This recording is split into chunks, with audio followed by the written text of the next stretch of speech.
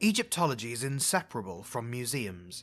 No, you don't have to do Egyptology from a museum, but without a wealth of physical objects, ancient Egypt becomes much more theoretical and much less of interest to everyday people like me. And that's not a comment that we're all shallow people who need a display of funerary masks and pectoral jewellery if we're to be interested in a period of history. Rather, the more physical evidence we have of a culture, the more we can know about it, the more we can relate to it.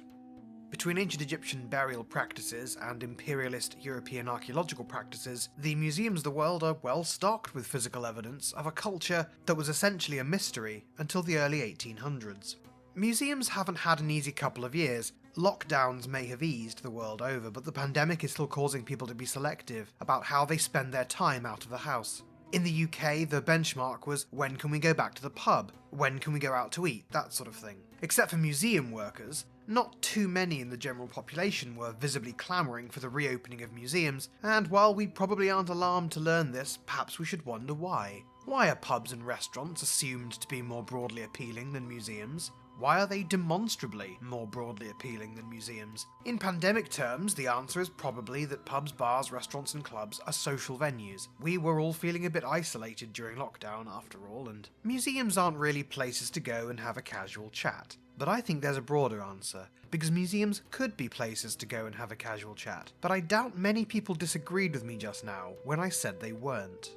I'm not going to spend much time in this video asking what is a museum because I have a much more pretentious sounding, but actually pretty relevant question. What is a museum about? And what happens when the people in charge decide to make their museum about something else? Because I'm going to argue that the aboutness of a museum is the key to making it as popular and sought after as a bevy down the mucky duck.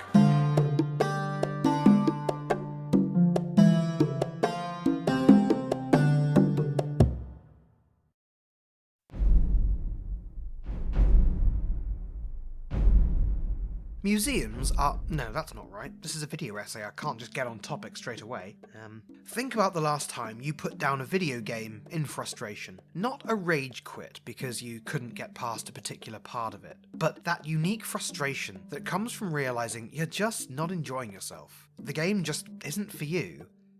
It's a joke known by a few select elite individuals how many times I've started a new character on Skyrim, how many hours I've poured into finding mods that add new content or change the way parts of the game work to fit around the character concept du jour. But I rarely put more than a few hours in for each of these characters because Skyrim, despite my repeated hopes to the contrary, just isn't for me.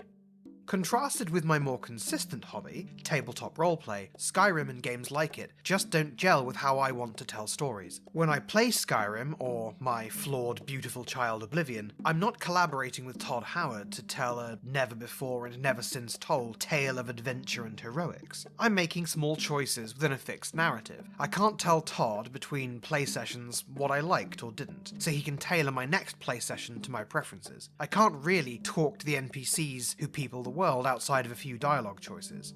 I can only lie or negotiate or persuade or seduce when Todd says I can. In a session of a tabletop game such as Vampire the Masquerade, assuming the GM is competent, that is the person who guides the narrative and interprets dice rolls, I can always do these things. The result likely won't always be what I want, but I can attempt them anyway. If the Civil War storyline of Skyrim were part of a story in a tabletop campaign, I'd be able to go up to Ulfric Stormcloak at any point and confront him with evidence that he's a spy for the Thalmor. Alternatively, I'd be able to try to assassinate him to end the war before a major battle happens, or engage the Dark Brotherhood to do it for me. I wouldn't have to be given permission to make the story go how I want it to go, and if I piled cheese on top of him, he'd probably object at some point during the process.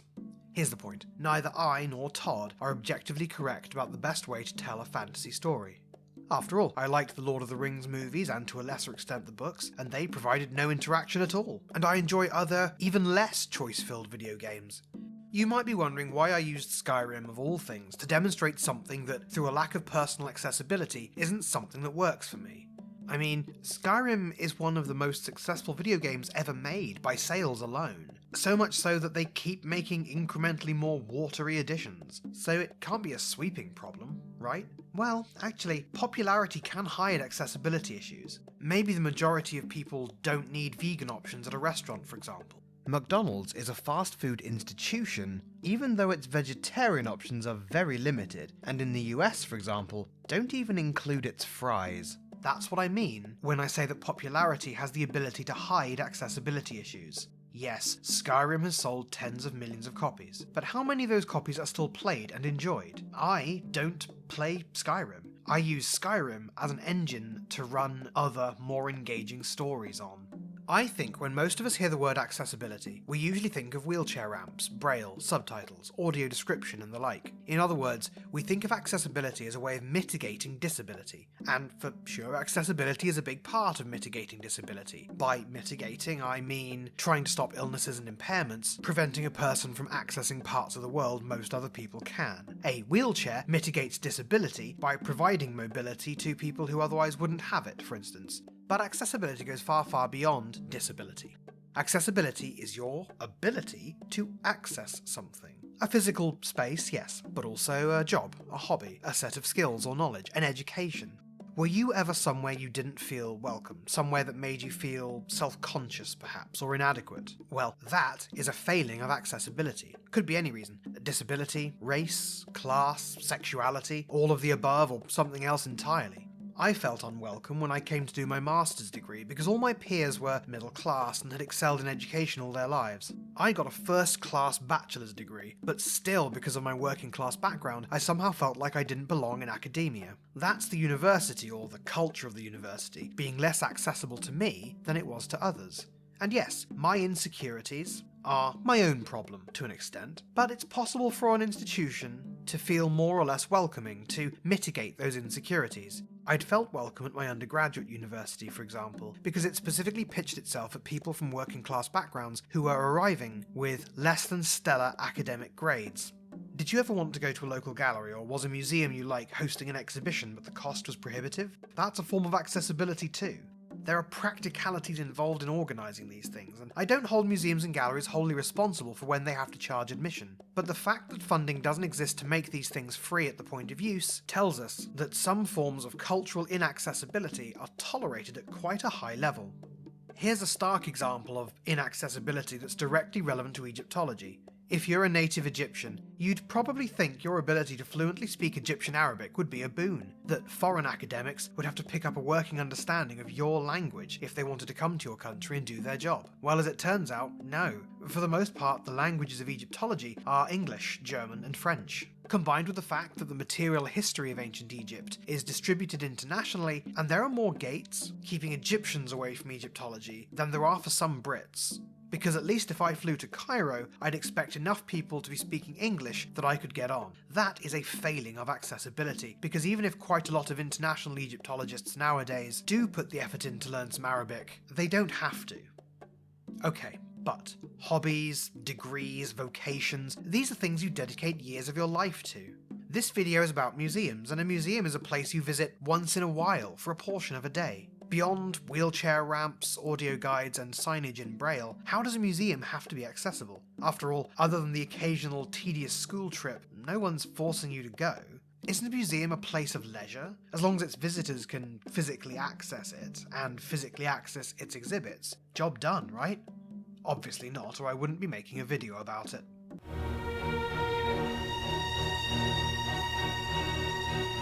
Museums serve a really important educational function, a function many of them exploit unethically, because a museum isn't just a building where objects are neutrally placed for the inspection of a politically neutral audience.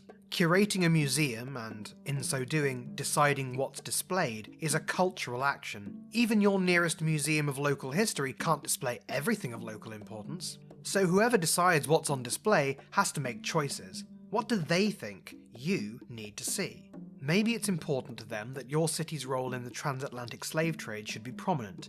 Maybe it's important to them that that role is quietly forgotten. Remember that many museums don't run for profit and depend upon financing from some combination of government, local authorities, and private donors. That gives those bodies and people a lot of power if they choose to wield it, and governments certainly do. When museums serve an agenda contrary to the status quo, they're often blasted for it by lovers of the mainstream. And we all know the sorts of things that get said. Why make it political? Museums shouldn't be advocating a position, but this is fallacious. Museums always advocate a position. The only reason such people don't notice is that the position museums generally advocate, by deliberate design, is the position of the societal majority.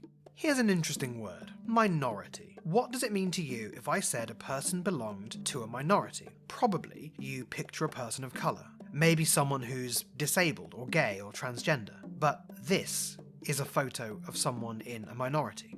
He's affluent, white, educated, heterosexual, and male. That's not what most people mean by minority, but ticking all of those boxes is far rarer than ticking only some of them. It doesn't seem that way, though, does it? It sounds like I've said something wrong, particularly if you're in the US or UK. But that's because so much of those cultures is aimed at people like this, that it seems like they're everywhere. That's what makes him part of what I'm calling the societal majority. The demographics that hold the most privilege in society, regardless of how many there are relative to the overall population. It's absolutely deliberate that we think more people are like him than not. It's vital to our politicians, business leaders, and employers that we all go about thinking our society is affluent, that it's aberrant to be homeless or living paycheck to paycheck, or gay, or trans, or disabled, when in fact some of these are natural states that humans can be in, and some, poor and homeless for instance, are artificial states imposed upon us by the society we live in. You must believe you're one promotion away from being one of the affluent, one accepted mortgage application from counting as a real person, one more letter after your name from belonging in high society. Because if you didn't believe these things, would you allow it all to continue? Why do so many working class people vote for right-wing governments who have no interest or track record in protecting the poor? Because the narrative says that any day now you'll be one of the rich, and when you are, you wouldn't want a socialist in charge, would you? That man is the target audience of most of the more prominent museums. He doesn't want to see things that challenge his worldview. He doesn't want to learn that his wealth is unjustifiable, or that there have been LGBT and disabled humans since the dawn of time, or that Britain has been multicultural since before the Romans showed up, or that the Romans were nothing special, or anything bad about the Roman— whatever, I've done this bit before. Right-wing people love Rome. Moving on. In a society where injustice isn't just present, but is the point, to present the status quo unfiltered and without commentary is a political action. Never believe someone when they say they aren't political, and especially never believe an educational institution in receipt of government funding when it says it doesn't adopt an agenda. Think of the last time you saw, in a gallery or museum, something like this, categorised neutrally as art, and something like this, categorised as world art or ethnic art or anthropology, as if cultures outside of Europe can't create things of aesthetic value with no practical or ritual significance. It's a big thing in Egyptology, by the way. Many times decorative items have been placed in tombs to be speculatively assigned ritual or mystical significance by archaeologists 3,000 years later. Well, if you or someone you know fills their house with tchotchkes, rest assured the ancient Egyptians did too. This categorization technique is called exoticism, taking something perfectly ordinary from another culture and making it seem more bizarre than it really is, taking something mundane and making it seem special. Yes, in some cases it's framed as admiration, but what it contributes to is perceiving other cultures as alien and not relatable. Exoticizing things perceived as other by separating them from the cultural majority, and then homogenizing them, is a deliberate act, and it's in the direct interests of the ruling class. You might not tend to think of museums as violent places, but many are the product of physical violence, and perhaps even continue to perpetrate class or race-based social violence. Othering is violent. It's a forced separation and homogenization of groups you consider other than yourself. By the seemingly neutral but very much political act of curating a museum, to separate art from anthropology, for example, museums have the power to be tools of the status quo, to contribute directly to ongoing community tensions, and for as long as we see our neighbours as something other, we will continue to tolerate physical violence against them.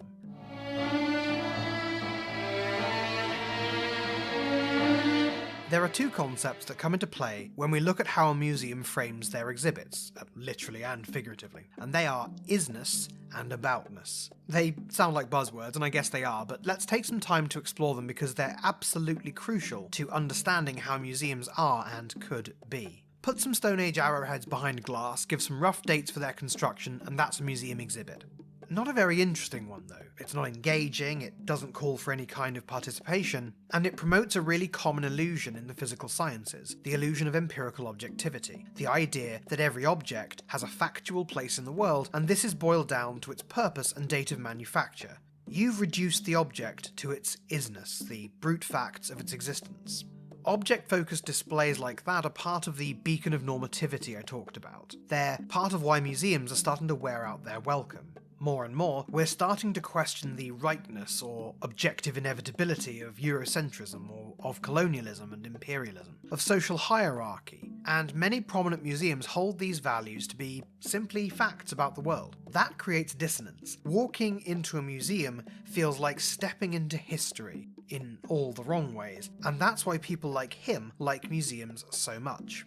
Throughout most of my life, museums around the world have been trying to expand beyond the object and into the object's context through so-called idea-driven exhibitions. In these, objects serve as material anchors to a narrative, and so we explore history through the aboutness of the objects. Who used them and why? What place do they have in history? Speaking for myself, I don't care how beautiful or ugly a piece of jewellery is on an aesthetic level, or what materials it's made of, but I do feel a sense of great awe thinking of something as personal as a ring or a hairpin, worn every day by someone who lived thousands of years ago. There's a quick litmus test for how object-focused a museum display is. Look at the labels. Are they predominantly lists of dates and materials? Or is effort paid to their full context? Because context is king. Unless you're a particular variety of nerd, you probably don't care about a given random shard of pottery. You might care if you found out it was the rim of Ramesses the Great's favourite soup bowl. But aboutness isn't captured by the materials. Physically, properties such as belonging to a person or being particularly beloved don't exist. If you find yourself staring at that hypothetical bowl fragment in a museum, imagining the things eaten from it, picturing it being lifted to the mouth of a man whose name and deeds you know thousands of years after his death, you've been spoken to by the aboutness of the pottery shard, and nothing speaks more clearly or on a deeper level than that.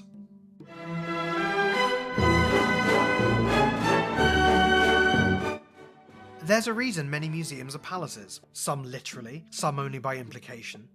Palaces are places of opulent authority, the sort of authority that for better or worse, endures through the centuries. Authority that is imposed downwards, onto the people who make use of these places. But authority is a complex thing in cultural circles, and it's not something I've ever possessed.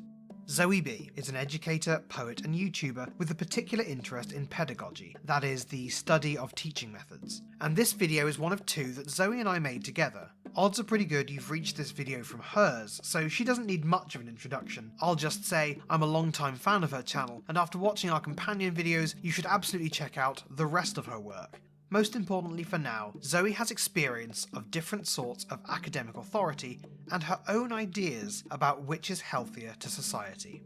Over to you, Zoe. Thanks. Does being on this channel make me an armchair Egyptologist too? Or maybe like armchair adjacent, like a chaise Egyptologist? Anyway, authority is pretty complicated because there's lots of different kinds.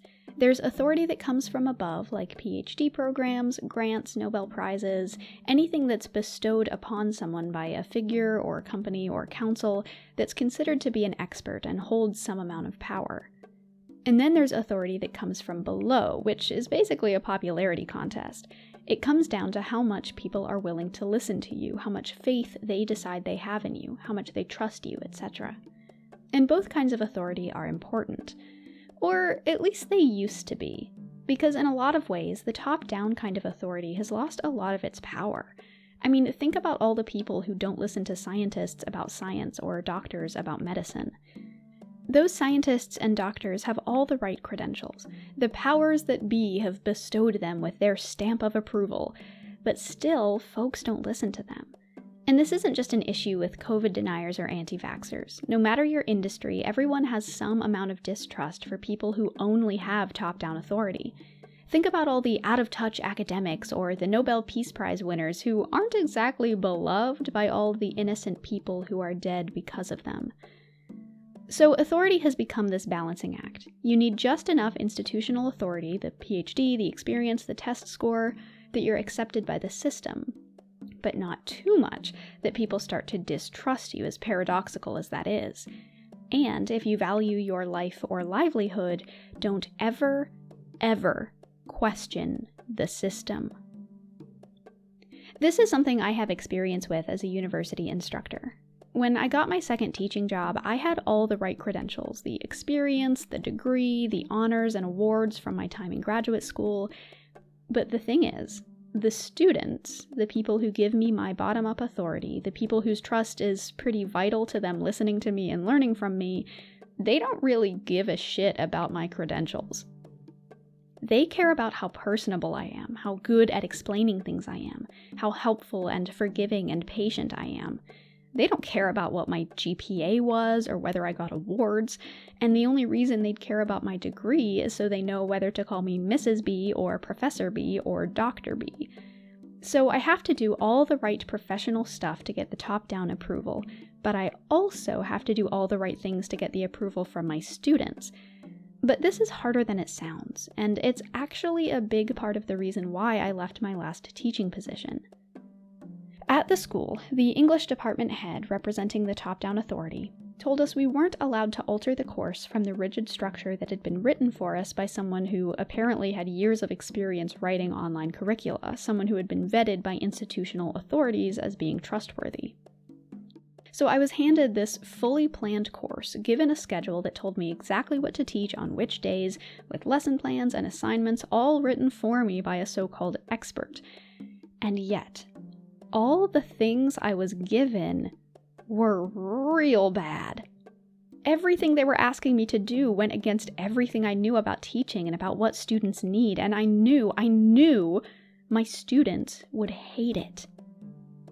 In a moment of strength, I sent an email to the department head asking her if I could change a couple of things, and she responded with a firm no and an explanation of all the qualifications of the guy who had built the course. So I was caught between a rock and a hard place. It was either do what the institution wants me to do, even though it would give me less authority in the eyes of my students because it just isn't a good way to teach things, or say fuck it and just do the class how I want, even if it gets me fired because students are my top priority. Now, I wasn't fired. I was able to find a middle ground between those two options and teach the class just close enough to the plans I was given while still adding a little flexibility here and there to help my students. But it wasn't perfect, and I know my students didn't learn as much or as well as they could have. The reason why I left is because I'd actually lost some of my institutional top-down authority. Because I had dared to challenge the institution. I had emailed my department chair and questioned their expert, and I knew that would forever taint my position at that school. Well, that and it also paid less than minimum wage, and I was about to move, so it just made sense to take at least a semester break, and then that semester break turned into a forever break, and now I do YouTube full-time. The point is, authority is messy, and it's a balancing act between doing what the system wants and doing what the people want. And with schools, that distinction can get pretty muddled. Some schools definitely exist as top-down authorities, like how Harvard can get by on its laurels. You go to Harvard to have your transcripts say Harvard. But other schools are more bottom-up. Gradeless schools, Sudbury schools, even Montessori schools. They all have to actually convince parents that they're worthwhile institutions to send their kids to. They don't have that authority built in. And what makes the difference is where the power is located. In places like Harvard and most traditional schools, they have a set curriculum determined by experts. But in non-traditional schools, it's more of a collective. Educators work with parents and students. Students get a real say in what they're learning. They have the control in the classroom. So in the case of museums, this is a video about museums, right? It's really important to think about which kind of authority they're pursuing and what that says about their goals. Because if museums want everyday folks to visit them, shouldn't they be for us? If you want to hear more from Zoe, and I'm absolutely sure that you will, this video's counterpart on Zoe's channel is linked in the description. In that, Zoe and I talk about what it means for something to be literary or historical canon, whose stories get told, and who has the authority to decide. If you are watching this video now because you've come from Zoe's video, welcome. Before we get back to museums and whatnot, I hope you'll consider subscribing. This channel owes its existence to its regular viewers. It also owes its existence to my wonderful Patreon supporters. Today in particular, I'd like to thank Edmund, Kyberd and James Lenahan. May you both go forth with my blessings, that you live, prosper and thrive. All backers get to see my videos a little early and get their names in the credits of every video, and there are some other perks besides. If you're thinking about getting in on the ground floor, head to patreon.com/armchairegypt. I've got tiers starting at £1 because I won't be told, and if I don't make enough content in a given month, you won't get charged. We believe in singing for our supper around here. The best thing you can do for the health of the channel is to watch my videos, comment, recommend them to others, and wine and dine the like button. That bit sounds silly, but it helps a small channel like mine end up in people's recommendations. So thank you to everyone who's helped me get to this point. It's great to have you around.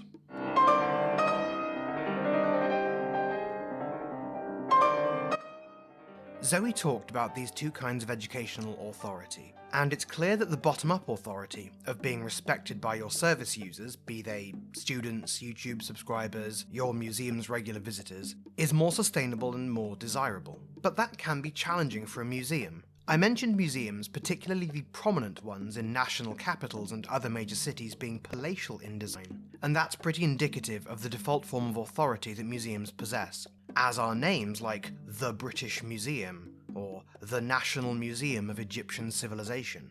Museums that name the country they're in and are in national capitals are about as top-down as it gets. A museum like that is a beacon that says, "Behold our society." They have what some call a normative function, that is, they have the ability to define what a society and its art and its history canonically are. One thing is art produced by a master, another might be admitted to be art, if only by some anonymous tribe member, or simply part of some anthropological wing of the museum. It is African, while the painting is a Della Francesca.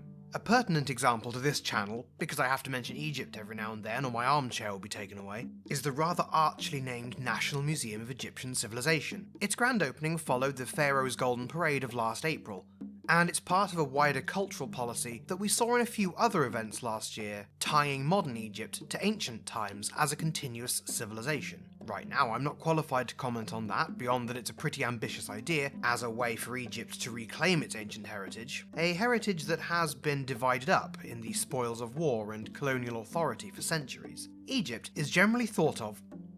okay. I did a survey of literally everyone, and according to my results, most people think Egypt was the seat of human civilization. So if the current Egypt is a continuation of that, all the more prestige is gathered to it. I don't know where that falls in the discussion of top-down or bottom-up authority, and I'm resolutely unqualified to discuss whether or not modern Egypt is a continuation of its ancient antecedent, but it serves to show that museums are still, to this day, used as a focus for cultural identity. And while there are debates to be had, especially within Egypt among Egyptians, as to whether modern Egypt is a true continuation of a civilization that goes back 5,000 years, or even if such a civilization can even be said to exist according to any sensible definition, by tying the ancient to the modern, all of the ancient artifacts gain a new context. They gain a new aboutness, where they aren't about the ancient people who made and used them, they're about modern Egyptians and their ancestors. This power can be used for actual evil, and sadly I don't have to go back in time to find an example. The Science Museum, one of London's most prominent museums, is planning an Energy Revolution gallery to open in 2023, which will explore cutting-edge climate and power generation science, and looks at ways to cut down on our use of fossil fuels. So far so good. Except one of the gallery's sponsors is a subsidiary of Adani, an energy giant whose stated mission is to become the world's biggest green energy supplier, even while it plans on massive expansions to its worldwide coal extraction. Appallingly, this isn't the first time the Science Museum has been caught with its hands in big oil's till. In the summer of 2021, the museum signed a gag order with one of its sponsors, oil titan Shell, promising in its climate exhibition Our Future Planet not to say anything that discredits Shell or damages its public goodwill. The institution is called the Science Museum, At this point in history, we should be naming and shaming the corporations responsible for polluting our seas and air, destroying our forests, for all but setting the huge fires that cost people their homes and lives in arid regions. Instead, the museum will contribute to the damaging and disingenuous narrative that these corporations are doing their best and only responding to the demands of the market. And this isn't just a perspective believed by the imaginary, credulous hordes of people you don't personally know but are apparently out there. We all know progressive, smart people who believe the personal responsibility narrative because BP, Shell, and the governments that do their bidding have been shoving it down our throats literally since before I was born. The Science Museum draws thousands of school visits and hundreds of thousands of families with children every year. It has a responsibility which it is abusing deliberately. I said earlier, I don't hold museums wholly responsible for when they have to find different ways of funding themselves when the government falls short, but I absolutely hold them responsible for perverting their message in a way like this. In 2004, the New York Historical Society launched an exhibition called Alexander Hamilton, the Man Who Made Modern America. It was expected during its 6-month run to see 250,000 visitors. Within a few weeks, that target was revised by more than half because attendance was so poor. At the time, the Historical Society was already receiving criticism that it tended to frame New York's history around the privileged, around a few famous names. Answering this criticism, a year after the Hamilton exhibition, they opened Slavery in New York. New York, because of careful propaganda over the centuries, is not traditionally thought of as a city involved in slavery, but the exhibition was telling the stories of underprivileged people, enslaved people, in the majority of cases, anonymous people. The crowds were close to twice that drawn by Hamilton. It's one example of how more honest stories that relate to more people, can create interest in a museum. And with a couple of provisos, that widespread interest, that popularity, grants a museum bottom-up authority, analogous to the trust offered to a teacher by her students if she demonstrates she's worthy of it. The provisos are first that popularity and consensus don't make truth. A museum could become popular through something that panders to the status quo if that was what its potential visitors want. But in my view, that popularity would be, and has been shown to be, fleeting. The lies we have to tell and be told in order to uphold society as it currently is don't survive the sort of scrutiny they gain through us challenging them or putting them in the spotlight. To a great extent, I sympathise with museum curators. I'm a curator when I make videos, particularly my shorter weekly videos, because I have to trim things that take more explanation than the format allows. I have your attention for 5 to 10 minutes once a week, and I have to use that productively or you won't come back next week. And reality is by nature nuanced and complex and not easy to sort into discrete packets of fun facts. There are fine lines to be drawn and dissonances to be resolved, and as things stand, museums and schools are given the job of simplifying and providing answers, rather than allowing for complexity and providing guiding questions. Questions about what belongs in a museum, in what country, are for another time. But in the broadest sense, I'm in favour of repatriation of artefacts, where repatriation would increase the justice in the world. As things are, by being a gathering place for the material artefacts of cultures and subcultures, a museum has a unique power to lead the celebration of the world's diversity of thought and practice. Today, too many of them send the message, "This is us, come be like us." But tomorrow that message could be, "Come and see how your story is part of our shared story."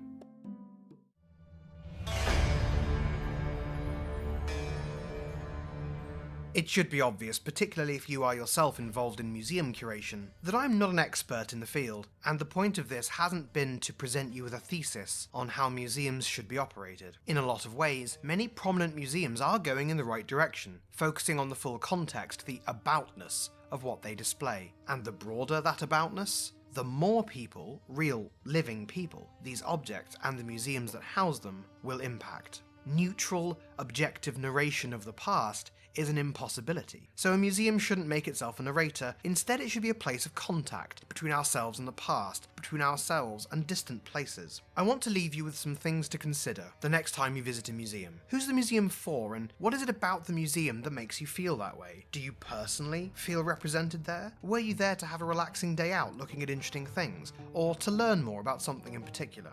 Now, I know these sound like survey questions that could be performed by an eager-looking temp with a clipboard outside the museum doors, but they speak to something broader. While the museum is still, in the minds of those who curate and administer them, the pinnacle of cultural education, it has power and, yes, responsibility. And whether we're consumers or participants, and I know which of those two I prefer to be, Todd, we also have a responsibility. Even as consumers, our experience isn't entirely passive, and we owe it to ourselves to think about what's being said and not said about our cultures, because the Easter egg at the centre of this essay, the spectre haunting my amateurish museological musings, is that I haven't really been talking about the accessibility of museums. I've been talking about the accessibility of cultures. We hear a lot that it's hard to define what a culture is, and maybe that's true, but I bet you wouldn't have a hard time listing what your culture isn't. And okay, I'm British, and British culture isn't this, but there are less outlandish examples. I'm British, and my culture includes this, and this,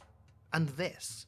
There's nothing incongruous about the sentence, "In Britain, we observe Christmas, Diwali, and Ramadan." And if you think that sentence sounds wrong, I invite you to think about why that is. What definition of Britain and we would you have to use if you wanted to suggest that in Britain we don't observe Ramadan? And if you made a museum display about British religious observance, how accessible would it be to millions of British Muslims who would see Christmas and Easter but no mention of Ramadan or Eid? I don't think I have a call to action beyond be a more critical participant in how your culture is portrayed, which seems very big and diffuse as a concept. But it starts right here, right now, with you, with me. People like us with an interest in ancient history, we visit museums. We have kids who go to school. Some of us are teachers in those schools. We can train ourselves to know what's bothering us about that display that doesn't mention Ramadan, or the climate change exhibition that won't condemn big oil, or that artworks from other continents aren't allowed simply to be beautiful works of art. Because in the end, if we want museums to be told, by our participation in them, what they're supposed to be reflections of, we need to reflect ourselves. How our cultures are perceived, how they perceive themselves, and in fact, what our cultures actually are, starts with us. I know this video wasn't about ancient Egypt much, but as I said right at the start, Egyptology is a museum-centric field, since it depends so much on physical evidence. So if you're still here, despite the fact that I scarcely mentioned ancient Egypt, thank you. Thanks also to Zoe B for her invaluable help co-writing my script and working with me on this project. I want to know what you all think, as ever, so get commenting about museums and what they mean to you, even, especially, if they don't mean anything at all. The character designs were made by Praxis Descends and Lazy Honeybee, whose details are on screen. Lazy Honeybee also designed my backgrounds. The music used throughout the body of the video was composed by Sassy Dragon. You should check out her Twitch and SoundCloud. She also runs a delightful podcast with her sister called Total Derailment, which can be found on Spotify. The writing was a collaboration between Zoe B and me. Hi, I'm Lucas and I'm a freelance writer. I write all sorts of things, fiction, non-fiction, YouTube scripts and the like, and revolutionarily, I do it for money. If you have money and want words, words me. My business email is in the description. My gratitude as always goes out to my backers at patreon.com/armchairegypt, whose support would be incalculable if Patreon didn't tell me how much it was. What is incalculable is how much their support means to me. So if you're one of them, or considering becoming one, you have my heartfelt thanks. Until next time, my fellow armchair Egyptologists, life, prosperity and health to you all. Thanks for watching. Head over to my channel for more, or click here to see what the YouTube demons think you should watch next. I hope you'll consider subscribing. If you'd like to support and collaborate on the channel with me, go to patreon.com/armchairegypt. You can also join my Discord community, there's an invite link in the description.